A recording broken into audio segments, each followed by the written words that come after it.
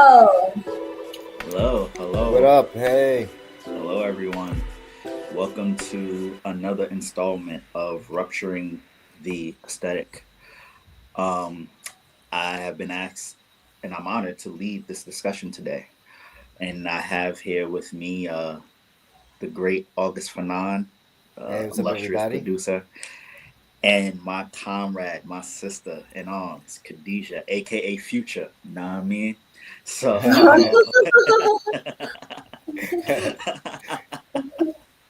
that's a little inside joke. And so today we will be talking about um, one of my favorite hip hop groups over the last decade and some change, Arm and Hammer, which consists of Billy Woods and Elucid. Um, so kind of like a general rundown. We're not gonna do what we did with West Side Gun, which we can, but we're not going to go through every album. But I think each of us are going to go around, talk about a particular set of albums, um, the ones that resonate with us. And yeah, so I'll hand it over to my co-host. Yeah, so today we're gonna go through some of the albums, just discussing like the content, the form of Arm and Hammer's lyrical style, the way that they choose beats, their content, um, the form, the shape of it. So yeah, it's gonna be really, really looking forward to today's show. I just want to give a minute. How has everyone been? I've been good, just making it. Been very productive with the music, living my life. Everything's good. Oh, let me turn on my light. Huh? My Yeah, light. yeah. I mean, it's been all right. Like going through some like personal spiritual struggles right now, but I have platforms and people like y'all that help me. It really is a great honor every time I share a platform and space with y'all. And I'm also glad that it's not, um, you know, 10 degrees outside like it usually can Oh get yeah. up there. Yeah. So, I'm so happy for that as well. And yeah, I just had a whole meltdown because I was trying to get the thing working and I was confused why it wasn't working. And I don't know, I was just very tired today as well. Like I just was I took a nap and anyway, things that I'm sure nobody wants to talk about. Jamal, oh yeah, uh, I'm sorry. August Fanan, right. That's together. I'm sorry. I'm out of it today. It's all I good. couldn't I couldn't It's remember. all good. Okay. So, um yeah, which album do you want to get started with? I think I want to kind of kick it off from I was listening a lot to I would say I think it's their second like EP. It's called Half Measures. I Hmm. was I really think that is really dope. Half Measures, Haram, um, Rome, and Paraffin are really the ones that I was really delving into. I didn't really delve into diabetic test strips as much Hmm. because I remember spending a lot of time with Haram. So maybe you guys, I remember a few lyrics from diabetic test strips that I think I want to talk about as far as the Maoist being gone and what that even means. Hmm. um, yeah, and some things like that I kind of want to like, mm, how can I put this? Critique, I would say, from the music. But yeah, you could go ahead. Yeah, I mean, so the albums that I um, picked to kind of talk about were Rome, Paraffin, and We Buy Diabetic Test Strips. Um, so for those of you that haven't listened, the group consists of Billy Woods and Elucid, like I alluded to at the beginning. but they also, in their own respective rights, have a vast discography. Each of them, right? I think a lot of times people choose to focus on Billy Woods, but Elucid also has his own great discography. Um, I mean, uh, background on Billy Woods as well, because I believe, just to look at my notes here, um, he's been around like a lot of rappers that we've gone over. He's actually been around for a while. Um, actually, Hmm. first heard him with Voodoo Mega from Cannibal Ox. Voodoo Mega's solo album Mega Graffiti that was actually put out on Backwood Studios. Um, and so, Billy Woods, his father was a Marxist intellectual from Zimbabwe. Mom was a literature professor from Jamaica, and you can hear that infused, that kind of literary acuteness infused in his music. In the same way that you hear it in the other people that we've gone over thus far, whether it be like Ka or obviously somebody who we hope to do in the future like Mock. And yeah, I mean, Khadijah, I'll be interested in hearing, some of your critiques as well, particularly from a Marxist lens. And uh, just because he's not going to do it, August also produced on a few Arm& Hammer joints, particularly Rome. Mhm. Uh, you produced Fanon's Ghost, right, on the Yeah. album. Yeah. So Oh, oh yeah, okay. go No, I said, oh, I didn't know. ahead. Oh, okay. Yeah, so Rome, uh to me, modern day classic. um Fanon's Ghost, obviously, like, uh I don't know if anybody who's watching, or if anybody here, I don't know if anybody ever listened to this group, Dialect, Dalek. They made an album called from the Filthy Tongues of Gods and Griots. And when I heard Fanon's Ghost, that production kind of reminded me of that era of their music. But also tracks like Carney with Makami, uh, you know, It Was Written, another joint that you produced. Uh, and yeah, Khadijah, like you alluded to, like the vast array of producers that they kind of draw from. Uh, Mm-hmm. Outside of August, there's also, like, even on Rome alone, Messiah Music, JPEG, High Priest, Kenny Segal, who also did a couple of albums with Billy Woods, a couple of solo projects. Um, and yeah, you know, I think I might have alluded to this in like other episodes. I kind of, not only do I believe that there needs to be, which I think that we break ground on every time that we gather together, I think that there needs to be like a different kind of conversation around hip hop, especially hip hop like this, because I hate to categorize it as conscious rap or as like art rap, but Billy Woods, you kind of have to understand how he's rapping in order to actually appreciate it. Uh, he's not gonna like give you like the Jada Kiss bar you to death, but he is gonna like Yeah. really, he has a really unique style, unique cadence, the way that his voice fits into pockets that he creates within the beat. I think is really, really profound. But I'll turn it over to y'all. Yeah.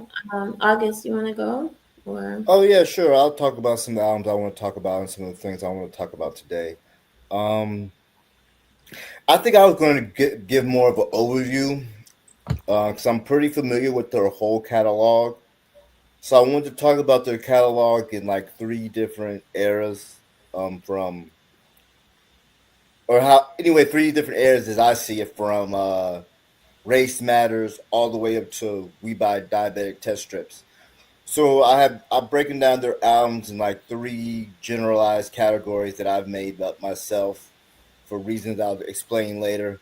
But the first category, okay, from from we got race matters. Excuse me, race music. Excuse me, race music, furtive moments, and half measures. That's what I call like the first period. The first period. Arm Hammer's first period. The second period we have Rome, paraffin, and shrines. In the third period, we have from Haram forward. So we have Haram, we have the white label, we have the black label, we also have the high bias tape remix album, and we have the We Buy Diabetic test strips. The other couple things I want to talk about because we have a strong Marxist Leninist here, and I'm an all right Marxist Leninist myself, and we have a I don't want to describe you as an Afro pessimist at all, but I know you're familiar with uh, that theory. And so, since we're on Black Power Media, and we have, I think, two of the most, like we said, we don't want to call them conscious, but two of the most overt political artists that we're going to feature here. So I think I would like for you guys and maybe me a little bit to talk about how you see like Billy Woods and Elucid's like material analysis, like and then Robert, what do you see in them in terms of Afro pessimism? Are there any insights or anything you see, any connections at all? I'd be curious to hear that. Um, and the other thing I wanted to mention as we talk about another thing I want to keep in mind is the kind of ebb and flow of Billy in Elucid. Um, I know, like Robert had mentioned, that most people will jump on Billy Woods first, and Elucid doesn't get as much conversation. But to me, Elucid's just as great. But for me, I think the reason is like you said, Robert. Like Billy Woods' voice is so commanding, and his cadence is so interesting that it just grabs you. You know what I'm saying? But Mhm. as soon as like I swear, as soon as anytime I'm listening to Arm and Hammer, and in my head I'm having this conversation about Billy versus Elucid or Elucid and Billy, and I'm like, yeah, Billy Woods is so fucking dope. And then here comes Elucid. I'm like, oh shit, Elucid is so fucking dope. You know what I'm saying? Mhm. It's like no, it's not a let up. It's no let up. You know what I'm saying? Um, and the other thread I want to talk about is production wise, which goes back to the kind of the reason why I broke up their albums in three kind of spaces here. Um, you know what I'm saying? But I'll talk about that later. But yeah, that's good enough for now. I talked a while. Uh, Yeah. yeah, So I was gonna say yeah, Khadijah, yeah, you started off. yeah. So from half measures, like I just want to shout out Alusa because I do think like the way he's able to deliver, like I don't know, like I think I heard someone say that they were also you can hear the kind of heavy influence of not Cannibal Ox, but what's the name of the other group? Oh my god, I'm blanking right now. When I think of it, I don't know. I can't remember at the moment. I'll get back to it. But yeah, from their production style kind of I would say is a seat like is kind of like the base, and it really kind of like highlights their lyrical ability. Even on like tracks that August did, maybe people might characterize it as maybe it can sound a bit industrial. Is that like very like Mhm. hard, like industrial? I think Um, so. That's you can say that. yeah, like industrial sound, but it really works well. And like half measures, I think is dope. I saw there was production from Messiah Music, Small Professor. I want to shout out Onwar High Sign, who had a dope feature on that album. Um, the whole when they were with the Wrecking Crew, but his verse was really, really, really dope. And I was like, wait, I was listening to the voice. I was like, is that Onwar? I was like, oh, what's the Onward doing here? So yeah, and I was really blown away. And as far as content, so I had heard that Billy Woods is from Zimbabwe, and that there was some kind of affiliation with like Pan African movement, but I wasn't sure. Like you said that his father was a Marxist professor. I also listened to I re-listened to I've listened to all these albums before, but it's been a while, and I listened to History Will Absolve Me, Yeah. as I just wanted to get more of a contextual kind of thing. And how can I put this? I would say I'm always very cautious of how we critique revolutionary movements and their failures, because it's so easy for uh, hegemonic forces to come in and say and use this critique to level it against us, to put down our insurgents kind of rise and forces. Um, I don't know how much people know about Robert, Mugabe and things like that, but just also like just revolutionary movements in general, whether we're talking about Mao from the Cultural Revolution, there's some Mao references, there's some Stalin references. There was now this is what I was talking about earlier where I got all flustered, but there was one reference on I want to say, yeah, I think it was Haram, where Billy was like something about no, it wasn't was it Haram? I can't remember exactly, but he said something about like they're all you overstayed your welcome. I think this was on History Will Absolve Me, but I'm using that to kind of draw context for all the other albums. He said something along the lines of you overstay your welcome like all dictators do. And no, it wasn't Company Flow. It was some other. I'll think about it. I know which one I'm talking about. And but I could hear Company Flow as well. That was a good one. And I just while Mugabe had a lot of problems, especially like later, I think contextually, like the way I would see it is that like all like African revolutionary leaders, he was encircled by Western imperialism. They wanted to destroy and get access to his natural resources and stop him from nationalizing. He did some like really like amazing things when he first went in. He had like this huge project. People were like educated, but there were also I think he's often criticized for putting down like other parties um, and jailing people. And like all revolutionary movements, they get criticized for this if we study the pattern. They get accused of being authoritarian. Why is that? You have to protect your revolution. Thomas Sankara, I think, I forget where we both heard this, August, but Thomas Sankara knew that his friend was going to kill him. He knew that. Like he knew that his friend was going to do this. And he was the only one that said, instead of going out and doing extreme repressive measures, which is completely justified, he allowed his death to happen. Mugabe fought to the very end.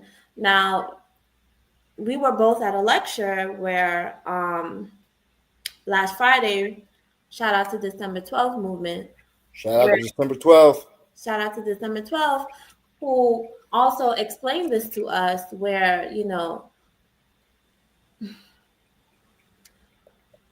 people will say, I guess, that, his vanguard party or whatever was taking the reins of power and he forgot about the people. But I would say it was a constant back and forth with periods of disconnection and dislocation. And I just want to give space for these revolutionary projects because if you're up against an imperialist machine and you're a little small country with absolutely nothing going on, what are you supposed to do? But I'm not from Zimbabwe. So there's that. But I mean, I'm reading the history. Like a lot of people know about Eric Williams from Trinidad and Tobago, who wrote Slavery and Capitalism. It's a seminal text. Hmm. And we, even though we're not from somewhere, we can understand like the material conditions that give rise to certain things in that country. So I would just couch that, but I feel like even with the critiques that I see them both making of African leaders who have captured the revolution but let their people down, I think is the overarching kind of theme. Um, I noticed like this thread and that yes, the system of capitalism isn't working, and we also need to critique these revolutionary movements that said that they were for the people, but ended up with extreme blunders. So that's kind of the theme that I'm getting couched in between, like, everyday shit. I remember he said something about, um, you know, I have my wife. I'm like, fuck you, bitch. And I have my wife, and then I wake up the next morning like nothing happened. I'm like, like this is just real life. You know what I mean? This is giving us so much of his life experience, his breadth of knowledge, um, because you can critique something but still really appreciate the wide range. He talked about Mogadishu, but I mean a wide range of topics that. But I really enjoyed Haram. I really enjoyed Half Measures. Um, I really Rome is dope. So those were the ones that I focused on. I really love Alchemist production on Haram. I think that it's set nicely. Uh, and I just want to give space for Elusa because he's able to do this thing with his voice too that is very commanding in a very, what's the word that I'm looking for? Poetic way. Yeah. I remember he made this line where he said, um, "Big lips flailing in blackness," and I was like, that is such a beautiful imagery. That's just so beautiful. Where I think Billy is kind of able to do like this very intense delivery that is almost like scattered, almost like it's not a traditional what's the verse or something, but or like rhyme scheme, but it's delivered in such a way that it just it works on every beat and every project that they do. So that's what I have to say about that side of it. What do you guys think? Um, I mean, it's funny 'cause we've been talking about this for a while. Me and Khadija about, and she's been bringing up Woods' critique, but this is, I guess, because we've been preparing for this episode. She's really gone through the albums and like this is the most lucid I've heard her make that critique, and I think it's a valid critique. But like you said, you're not Zimbabwean, you know what I'm saying? But and so there's that. And with that in mind, you know, I think it. I see the potential harm, like you say, Khadijah. I really do, and I've even seen some people that I know come away talking about it, and they picked up on it too. I'm not. I mean, picked up on the fact that Woods is talking negatively about these revolutions and these leaders, and they've taken that same kind of stance.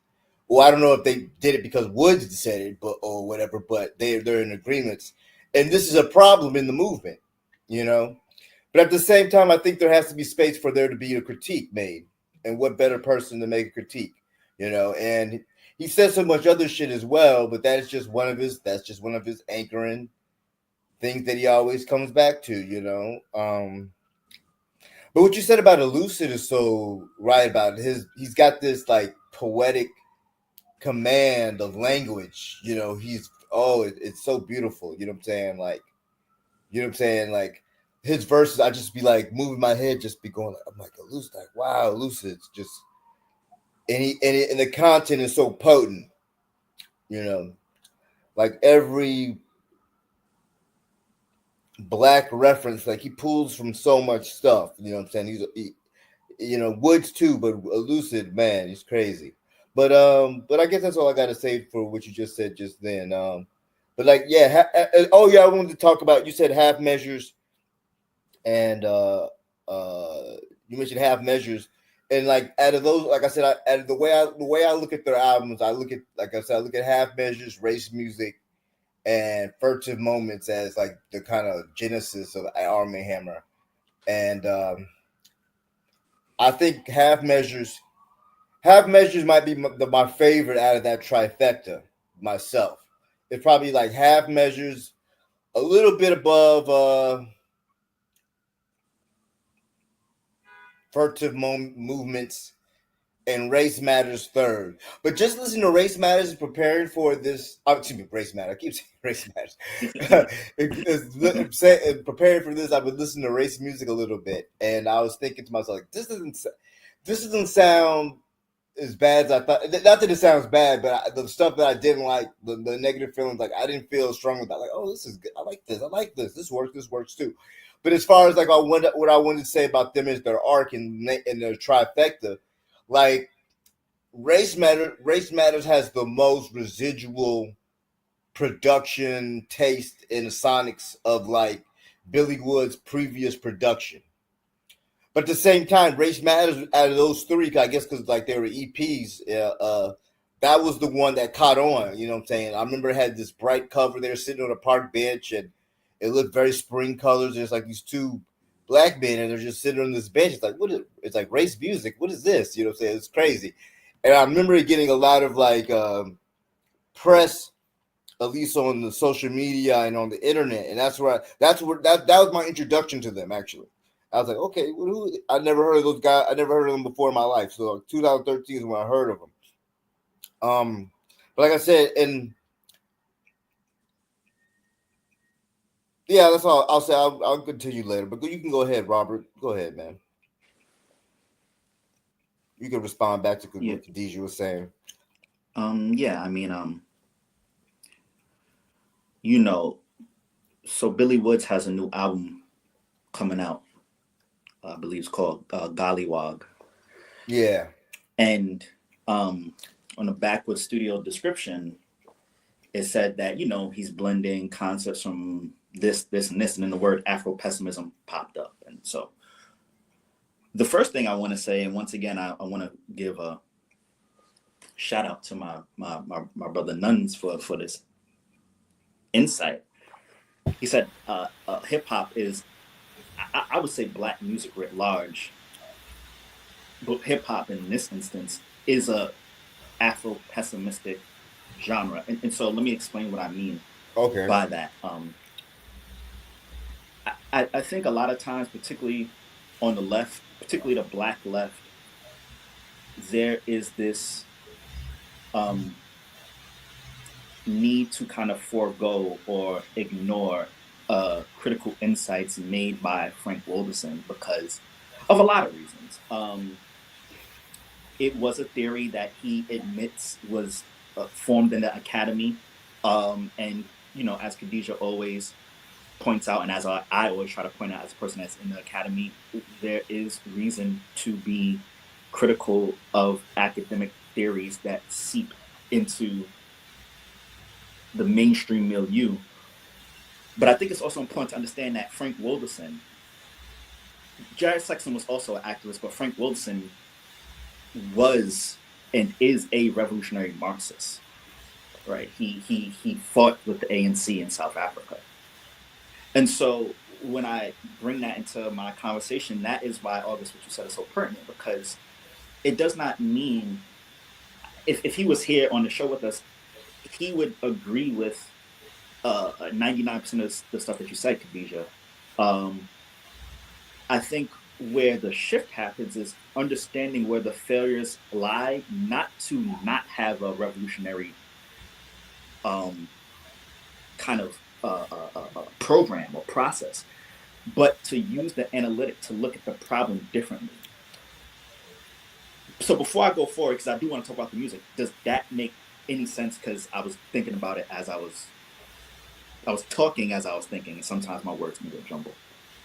Yeah, it makes sense to me. Mm-hmm. Um, how I see that in the music, everything from, like I said, in August, I like how you broke it down into those kind of like into that triad, Hmm.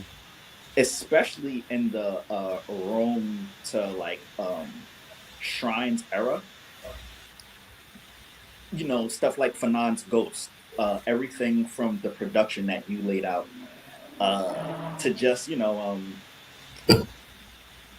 uh, like Billy Woods had a line where he was like, "Yo, I tried to show up to work late, but still arrived on time. I'm the worst." Like, just understanding of like navigating the world with this type of critical insight.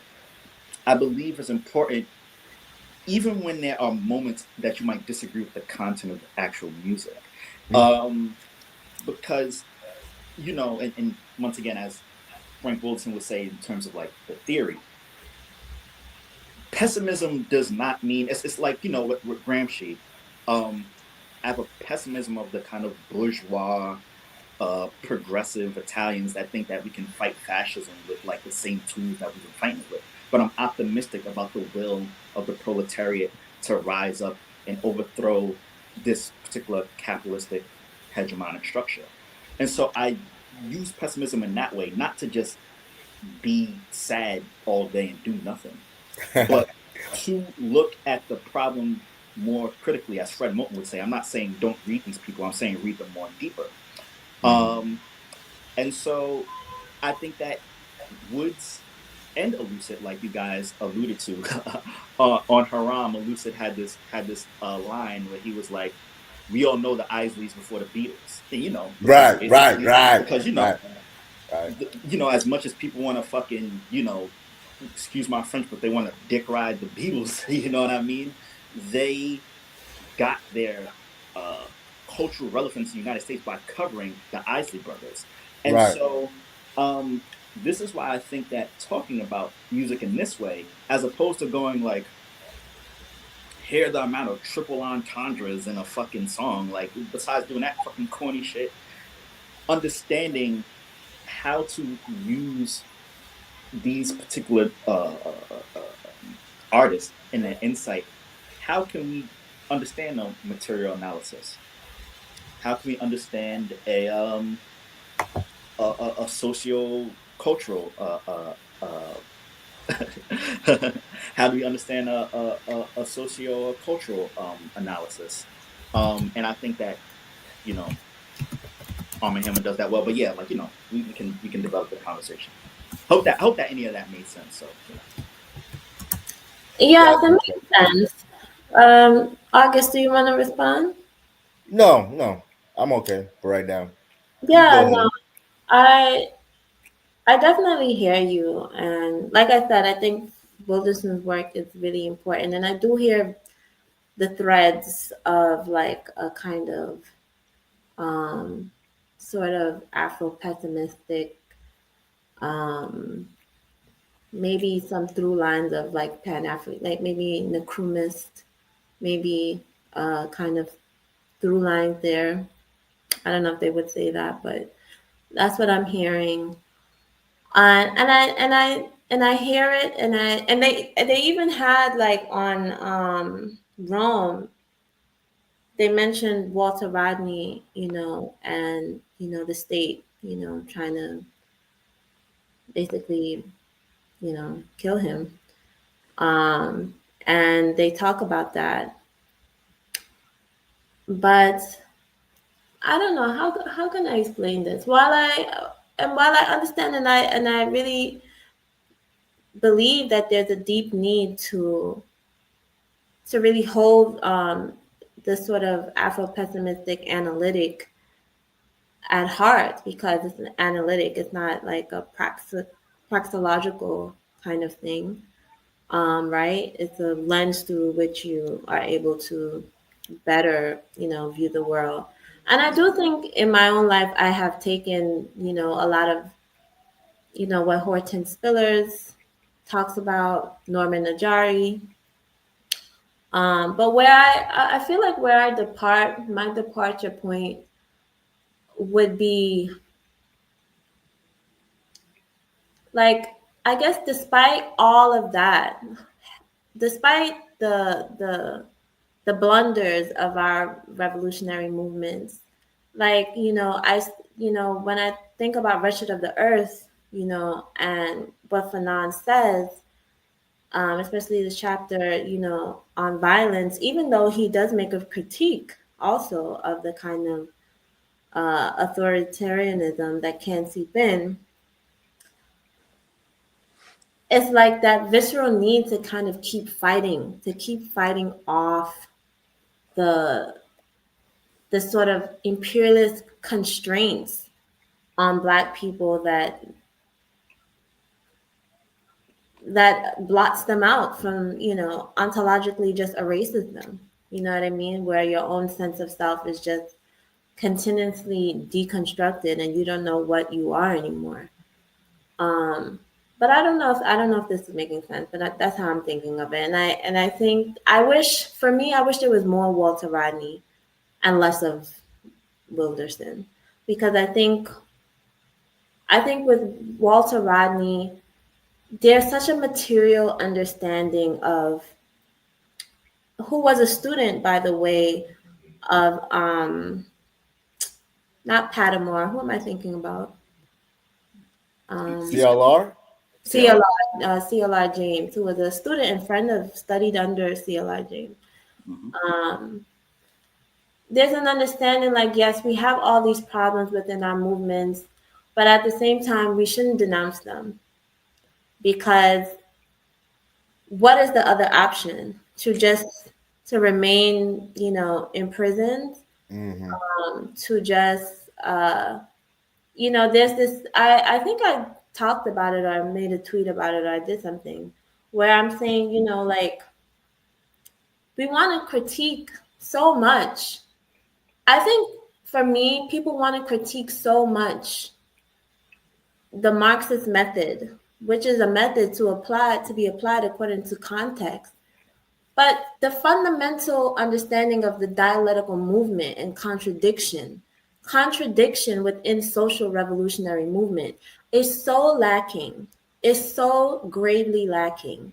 We account for everything else, but the crux of the dialectical movement and understanding from a historical materialist lens, how revolutions come to be birthed.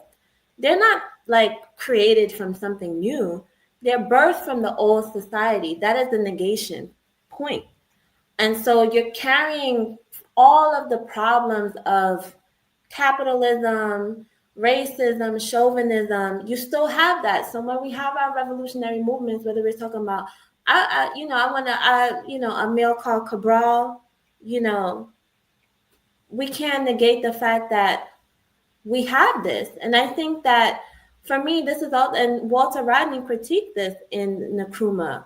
This sort of, I think and I meant to say this especially, we have this very messianic thinking of the way revolutions are supposed to be. They're supposed to be Puritan, but they're supposed to be perfect. Everything is supposed to be much better now that the white people, he even said where he talked about, that song, Kill the Boer, Kill the Boer.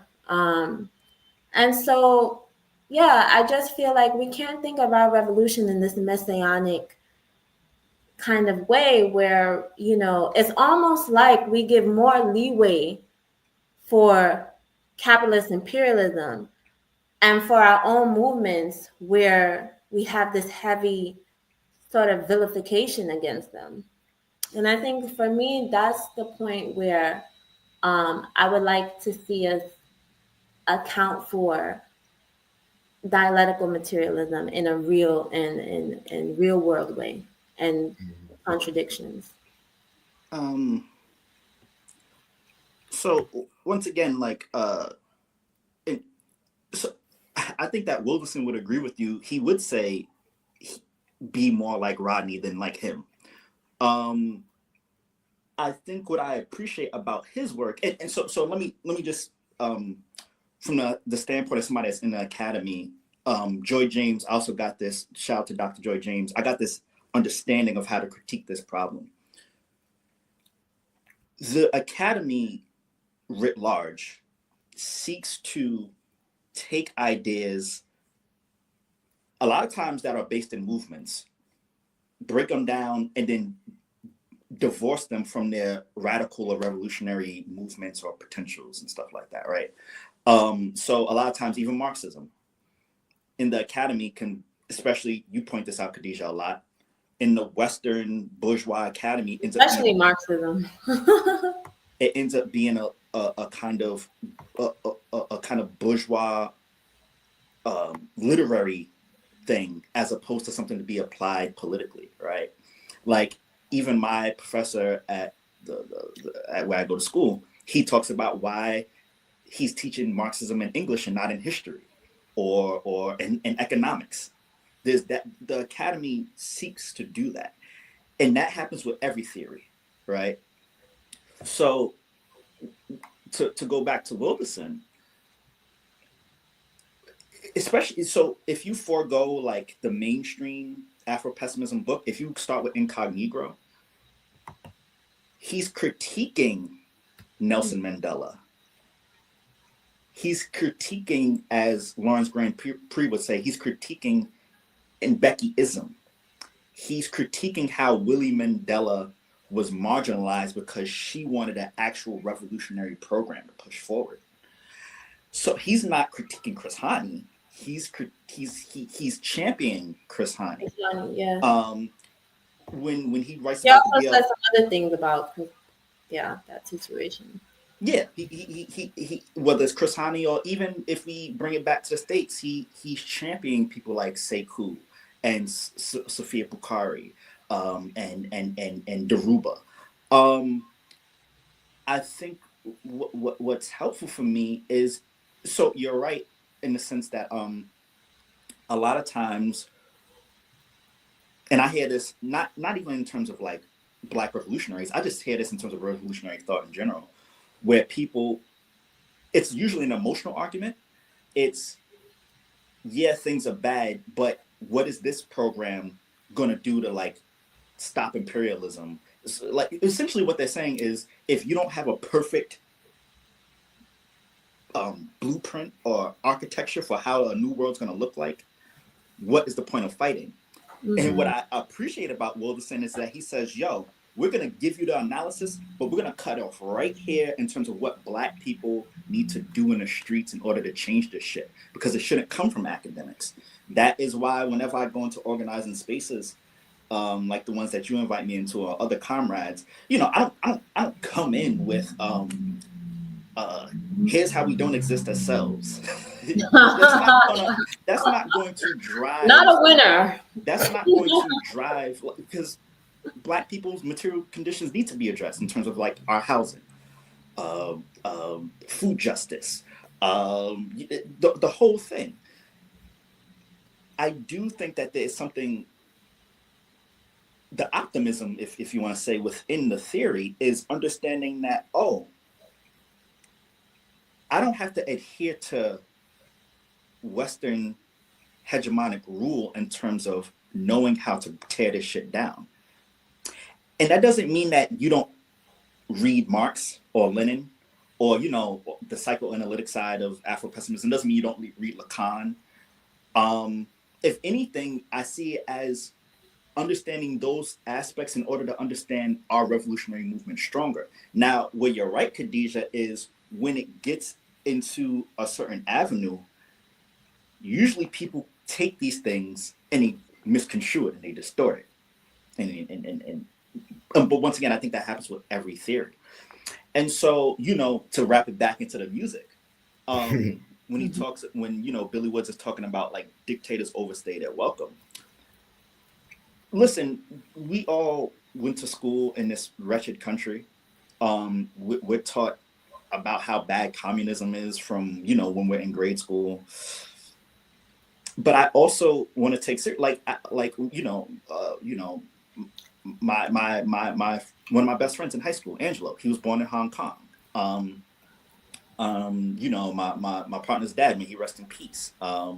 He grew up in Hong Kong. Um, and while yes, for instance, literacy rates went up um, during Mao's reign, and also women had more political power. And I'm doing a generalized because I don't want to go too much on that. Mhm. I cannot deny how people were also harmed by his reign because, like you said, you not being from, obviously I'm not from Zimbabwe either. I'm also not Chinese, and I don't. What I also don't want to do as a Western intellectual is say we read all this revolutionary stuff over here, and here's how you people need to look at it better. No, I also need to hear in order to um, have a better connection in order to understand how revolution can actually happen and how solidarity can actually be formed. I need to listen to the people that actually were enduring those material struggles in that part of the world. Um, that is why when I use the word critique, it's not a matter of full on negating the usefulness of these theories, but it is a matter of understanding how can we think about these things differently because we need to think about them differently. We're not going to get anywhere in terms of this show, like our cultural and aesthetic production or our material conditions or revolution, if we don't start to think radically different. And I mean radically. As Samurai Terefe would say, we need to start thinking about a revolutionary movement worthy of a name of being a revolution. So yeah, I just wanted to say that. I know I said a lot. So Yeah. No, I feel you. And yeah, I mean, that's what I appreciate about their music because someone pointed out that they do balance each other out and they do give you a full picture. None of us are from these countries. And so our kind of analysis of the situation is going to be different from someone who was there on the ground, per se. Um, I think there was yeah, I think it was Elucid also, that made that also said a lyric like, I'm styling on him like Stalin. You know what I mean? I'm styling. You remember that I'm styling on him like Stalin, and then I think towards the end there was something like, you know, um, dead bodies don't talk or something like that. Um, so I mean, just to like the thing I understand like when people say like Mao he the middle class people he like made them work very hard now and took away their middle classness or whatever the case may be. And I think that is more so to me like what people are so angry about. Because even during the Stalin period, we had the kulaks, who were the rich land peasants, who, this is what the bourgeois, media and scholars would say, Stalin killed all these people and things like this. But this is not true. But they also are not mentioning how brutal the kulaks were to the agrarian, the poor peasants. yeah, And of course, what I want to drive home is we need to have a different narrative than the imperialists. We can't have the yeah, same narrative. We can't have the same narrative. Why is it that we have you would hear people have the same exact the Maoists? I've been arguing with the Western Maoists for 2 days, and I'm sorry, like I don't know where these people are. But um, why do you have the same narrative as New York as the State Department? Why do you have the same understanding of your revolutionary history of the State Department? And one of the things that I wanted to talk about is Patrice Lumumba. Lumumba is upheld. Sankara is upheld. Why? Because they died. They were killed before they got to the point to annoy people, essentially. Hmm. Had Patrice Lumumba lived, completed his project, and maybe had a full term like Mugabe, they would have fucking hated him. Yeah. And we all knew it's true. They would have hated him. People love when you die early because that way you maintain your pureness. You maintain you're not soiled by any sort of contradiction because you never had an opportunity to create to for any contradiction to manifest itself. So Hmm. I would just hold that into consideration. And I think that's the crux. The It's a combination of Masonianism, um, imperialist thinking, and I want to also talk about nuance as well because people harp on nuance, and nuance is really important. But it gets to a point where people are getting so granular that they're missing the kind of essence of the whole point of the thing. You know what I mean? It's almost like we're getting meticulous to the point of not even understanding what we're talking about in its essence. But to tie it back into the music, I mean, for me, that's where I think for me the sort of contention is in the music. It's like while I appreciate and I'm still learning because with Woods and them it's not just a one time show. You have to continuously listen and understand. Like even when I was listening to Ethiops, like I still have to get through and understand. And if you don't really have like a grasp on like, when we talk about figures like Mogadishu, or when we talk about and when he talks about like all this other history, you can kind of get lost. So it's almost like, it's for me, like when I listen to it, it's an enjoyable listen because I'm like I want to hear the rhythms and the style first, and then I catch all the lyrical stuff later. Um, but I don't know. I really still appreciate it. To I find that it makes you a stronger thinker, listening to Woods, listening to Elucid, and yeah. Yeah, that's great. I agree. I think it does make you a stronger thinker to listen to both them brothers. And I wanted to mention Brother Zuma in the chat summed this up really great. We got our language got kind of high here. I like what he says here. He says here, Woods is definitely more cynical. Elucid's verses generally give a more hopeful, uplifting feeling. They balance each other out really well. The humor in their music is also important to point out. Yeah, I think so. Billy was very funny. Yeah. Billy and Lucid, but Billy in that delivery, he's very funny. But Lucid's got some bars too. But they're both hilarious, and I think that definitely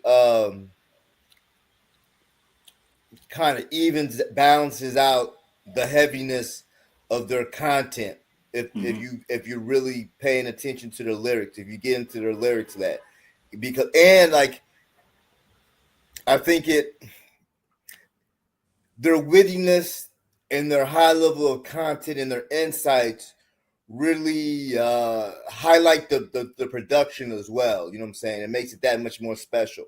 You know what I'm saying? Because like, you know, going back to my trifecta, looking at their albums, I think that like Billy Woods coming from his solo work had this thing where it was like the Khadijah described it as industrial, and I think that'd be a good way to describe that type of music, kind of like industrial, kind of like electronic leaning, but it was kind of pensive, kind of a nervous, maybe not nervous energy, but maybe a little anxious, and like he could deliver thoughtful things, you know what I'm saying, and uh, and then there's this kind of like brooding, kind of like more kind of like hardcore hip hop, darker type of element to it.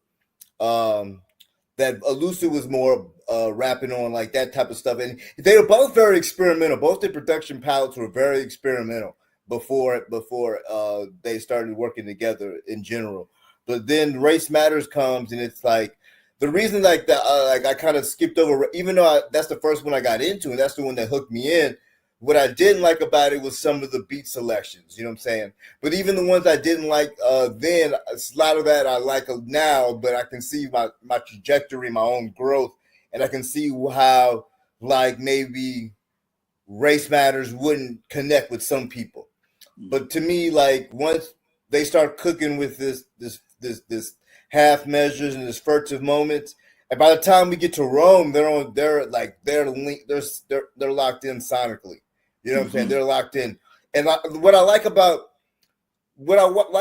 Rome, Paraffin, and Shrines is the darkness of it and the Yeah. kind of like intensity of it. You know what I'm saying? Shrines, not so much. Shrines is kind of edging back into Race Matters a little bit. Mm-hmm. And then we get Haram, which Haram just goes all the way back to the kind of just floating around Race Matters type of shit, but in an alchemist type of concoction of it. You know what I'm saying? It's in that alchemist kind of concoction. And then we get the It two. sounds more like half measures to me. It's but it's something harking back to their old styles. What I'm trying to say in a general sense. Um, and then we get the white label and the black label, which are just crazy fun records. Like I meant to share those with you guys because I know I mentioned those last time we talked. Like, you guys didn't get to listen to them, but I'm gonna share them with you. I want you guys to check those out. Those albums are dope as fuck. I mean, they're a little. It's kind of hard to gauge those albums in terms of their discography because I feel like those albums were more put together in a different kind of way. They don't have the narrative feel that the other albums have. You know what I'm saying? Because I think they were more like leftovers or loose tracks or stuff that didn't get cleared for samples. But they are as collections of albums. Like if you maybe I hate to say mixtape because to me a Billy Wood it just sounds almost like I'm denigrating what they're doing with the albums to say Mm-hmm. call it a mixtape. But I just want to say, but those albums are dope. And then we get we by Diabetic Test Strips, where I feel that is their greatest attempt and completion at splitting the difference between Yeah. being this kind of like I said, the intense hard sound that I like and the more meditative, kind of experimental shit, you know what I'm saying, that is cool, you know what I'm saying? Like that was probably their best mixture of both those sounds. I mean, I think Rome, you could say Rome is, but Rome doesn't have anything on it that sounds like race music or some of the stuff that Billy Woods was working on with Blockhead and shit like that before. But why we buy Diabetic Test Strips does. And that's all I want to say about them as far as what I consider. But like my favorite is Rome. Then I like Paraffin. Uh, we buy Diabetic Test Strip, Shrines, and the other the white label, black label, half measures, and furtive moments are all kind of interchangeable. I don't know how I'm gonna rank those ones, but they're all very, very fucking good to me though. Great albums, you know what I'm saying? Great albums. But that's all I wanted to say right now. Yeah, no, I mean, I'm glad you brought up We by Diabetic Test Strips. I mean, once again, the track listing. I mean, let me bring it up, but everybody's on there from yourself, obviously, to LP and JPEG Mm-hmm. Mafia. I think my favorite song on that album is "The Keys Under the Mat." Who produced that? Who produced it? Yeah. JPEG. Okay. Was that Um, one? That was like one of the earlier songs, like 1 through 5, or was that? that's one of the later songs. Oh, one of the later That's songs. like if not the last track, the second to last track. Okay. Okay. But once again, so I mean, maybe we should dedicate a show to like how we listen to music. So I have like a bit like I have a record player in my other room, but I also have like these like open back kind of headphones. I've been collecting a lot of audio equipment for years, and so the sonics that come through I just get obsessive over like certain sounds. Um, and so there's just something about the way that Peggy like laid the drums underneath the keys on that track, and how it's mixed is just really crazy.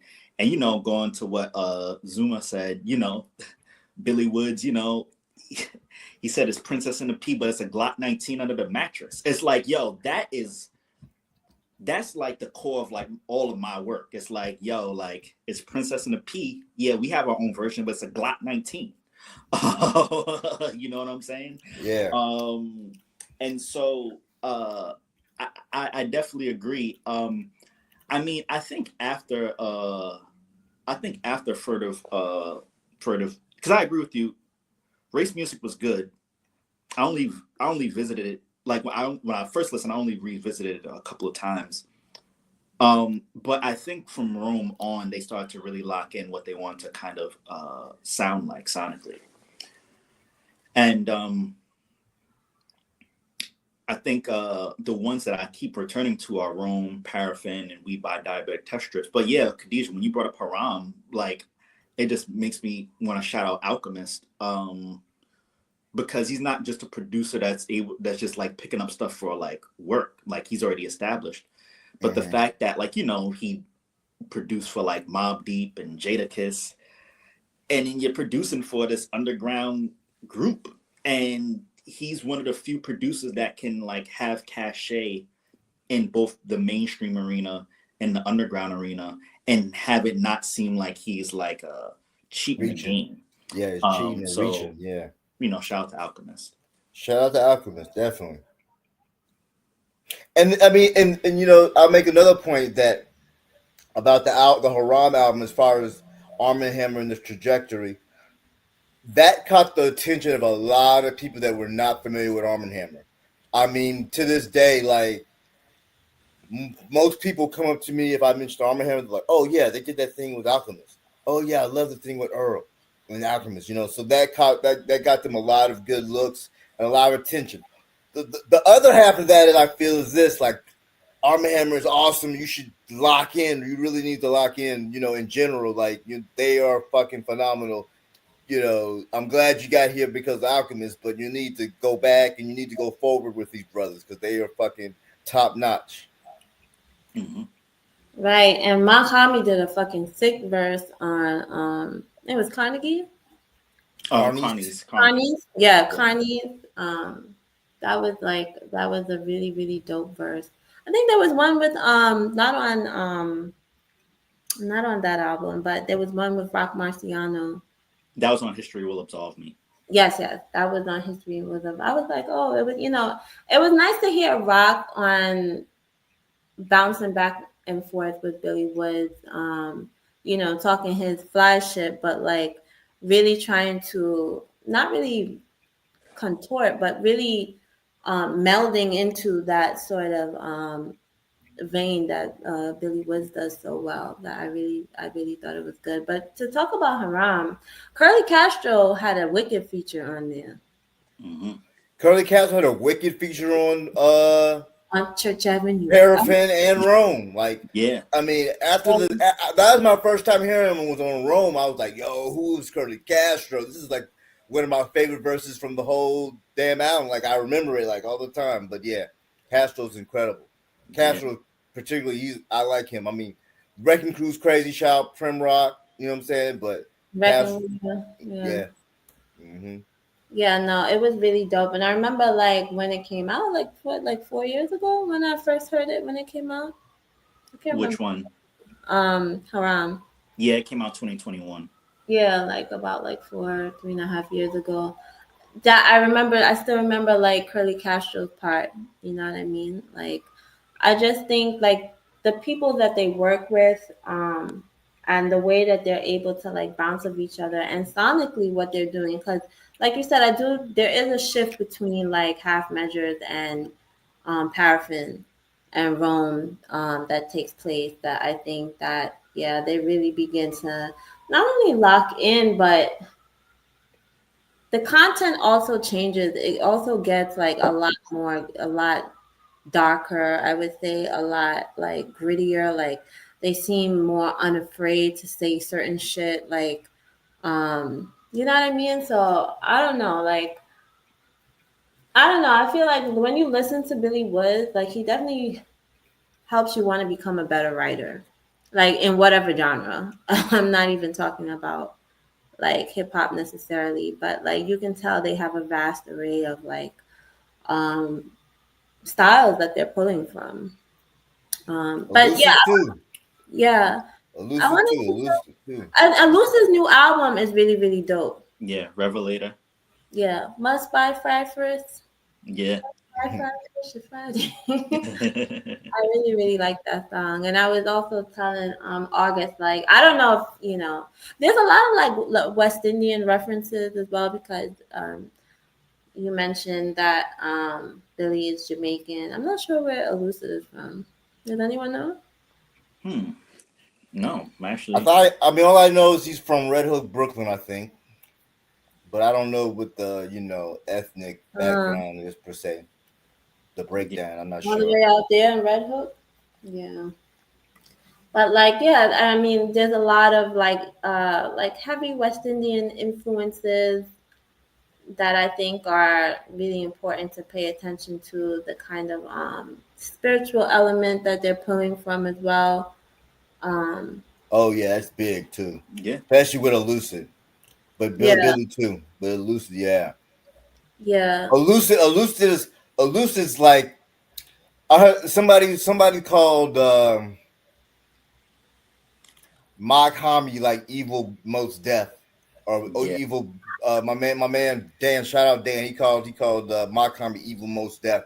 But Mhm. like I can see Elucid in that space too. Elucid is really like he's evil Yasin Bey too a lot. Yeah. He's so I feel that. But yeah, yeah. that's an interesting comparison. That's an interesting way to put it. But yeah, I just like in listening to them and to delving into them because I first got introduced to them. I would say about like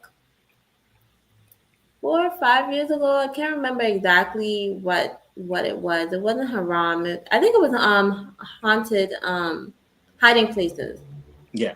with Kenny Siegel is where I started to like really hear about them and I listened to that album. Of course that album is dope. Cross Space is like I think one of my favorite songs. Like I really love that transition, that beat transition on that song. I think it's really, really dope. And yeah, but I do think it's the kind of music that you have to grow into. Because when Yeah. I first heard them, I was like, I like it, but I'm not sure. But I think Crawl Space really, really grabbed my attention. But I do think like what August said, like there's some songs on Half Measures, I'm like, oh, okay. But like I just feel like it's something that you have to kind of grow to develop, like a company flow. And even thinking like there's this group, like, can somebody help me figure it out? They were down with Das Racist. So I heard Mm. Billy was it Billy Woods or I think like one of them said that they were like influenced by not Das Racist, but it Like was LP. no, not LP. It's an experimental hip hop group as well. I was just listening to their Anti album pop consorting. Anti Pop Consortium. That is it. Anti Pop Consortium. And they were heavily influenced by this group. And I can definitely, if you don't know who Anti Pop Consortium is, I definitely think you should check them out because you could definitely hear the the heavy influence. Maybe they were friends or something. I don't know. Like even like Prim Rock, right? Like those that whole kind of click, like that they do music together. You can hear like the influences with each other and things like that. And yeah, I just think it's really dope. Anti-pop consortium is really dope. It's also just something like you have to kind of grow to get into, like you know, Yeah. Fast Air, Cannibal Ox. You Yeah, know, I think that's a good point, especially for this audience. I don't know who's listening or who might listen, but yeah, like Billy Woods and Elucid. I mean, I'm a huge fan. We're all huge fans. but they are a group that you're gonna have to spend some time with to get it. Yeah. Probably most likely you might get it, you might not, but if you're on the fence, it's worth your time to stick with it until it clicks. You know what I'm Hmm. saying? Because I mean, it clicked instantly for me, but like I know it'll probably take. Because of the beats, because of the production is so experimental and left field, just in general, you'll probably have to find just that one track that to be your guide way in. You know what I'm saying? But once you're in, man. Join the club. Yeah. And I just want to say, I wouldn't characterize them like I also hate this like conscious. I don't. It's like niggas is just like being artistic, and pointing to that. They say you got to kill the cop in your thoughts. You know what I'm saying? Kill your landlord. Yeah. You know what I'm saying? Like they had this line where they were talking. I think it was a Lucid who said, like something about like. Does anyone remember like the black woman like? Oh yeah. Yeah,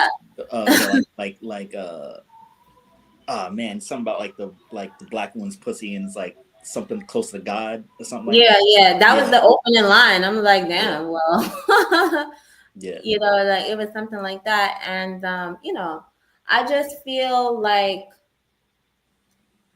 things they're saying it like, but it's not like in a way that is like will turn you off or something like this, but it's a more of a way that like it's really just in your face and in a way that makes you confront what they're saying instead of like maybe hiding behind production or something like this. I don't know if that makes sense, but yeah.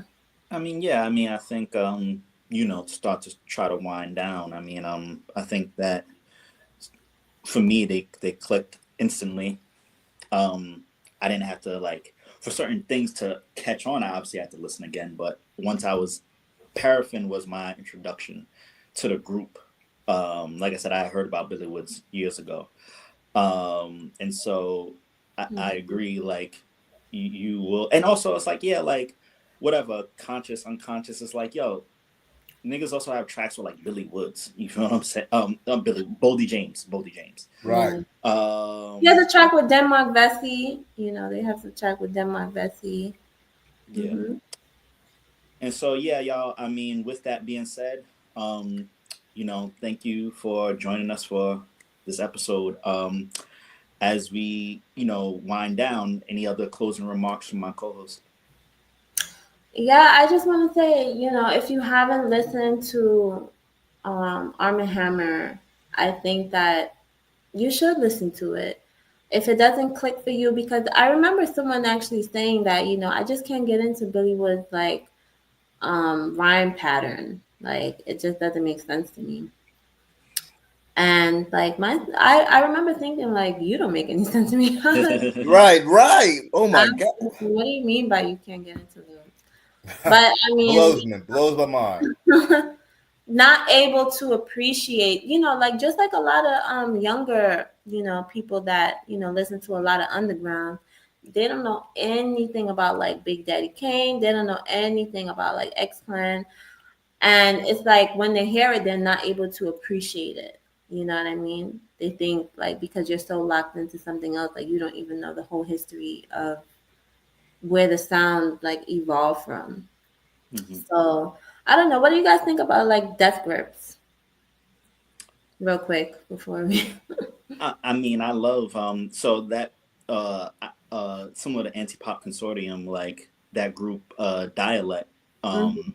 If you guys and listen, particularly two albums, Absence and From the Filthy Tongues of Gods and Griots. If anybody in this audience has listened to anything in that camp, uh, you will enjoy Arm and Hammer. But in terms of Death Grips, I mean, I think that particularly Ex-Military and The Money Store, I think that those are classic albums. Yeah, I think ex-military, and just the other day I was actually like a couple of like maybe like 2 months ago I went back to revisit some things because also I remember when I first listened to them like 4 or 5 years ago I was just like what is happening, but like I this is something that I also had to grow to start to appreciate more And as the more you listen, I also think jazz helps you evolve your understanding of like instrumentation. You know what I mean? Um, yeah, cause I be like on some like West Side Gun shit and whatever. So like, I had to like my trajectory had to like evolve. Appreciate both. All right. With that being said, once again, I'm Robert. You know, you can find me. I'm only on one social media platform, but you can find me at Scarlet in, on Instagram if you wanna, you know, DM me, talk, or whatever the case might be. I'm down. And yeah, other co-host. Yes, my name is Khadija. You can find me on Instagram. You can find me on Twitter. Don't be annoying on there. I have enough. I have enough problems on there as it is. And yeah, I just co-wrote an article that if you log on to my Twitter or Instagram, it's about like the brutal repression of the student movement and these horrible draconian measures being taken by this administration. I co-wrote it with a comrade, so give it a read with Unity Struggle Unity, the Red Clarion. August. My last words are, well, you can find me August Fanon on Twitter. August, easy. You just August Fanon. You can find me on Twitter, IG, Patreon, and TikTok. And you can check my Bandcamp, augustfanonbandcamp.com. And we got a last important message from the chat I want to read. Brittany Hutchinson said, "Come out to Medgar Evers Community College this Saturday, 2 p.m. to engage the community in more discussion about hip hop. I'm gonna be there. Khadijah's gonna be there. I might do a set if we get the music together. It'll be a good time. This Saturday, 2 p.m. at Medgar Evers College. If you're in the New York area, Brooklyn particularly, yeah, come on out." Yeah, every Saturday we have these workshops. Not every Saturday, everyone is necessarily there, but it happens every Saturday with a bunch of coalitions. It's a coalitional effort, and if you're in the New York area, and particularly this Saturday, if you want to learn more, just hear more about underground hip hop and the revolutionary aspects of that, you can come out. All right, everyone. All right. What is everyone about to do? I'm about to go get something to eat and relax. Watch some Yeah, Uh, basketball. I'm about to relax, step outside for a second, get some air. Yeah. I'm about to also relax and finish up some reading and yeah, maybe watch my favorite. I love these like food shows for some reason. I don't know. Okay, take care. Bye, everyone. Bye. Peace. Hmm.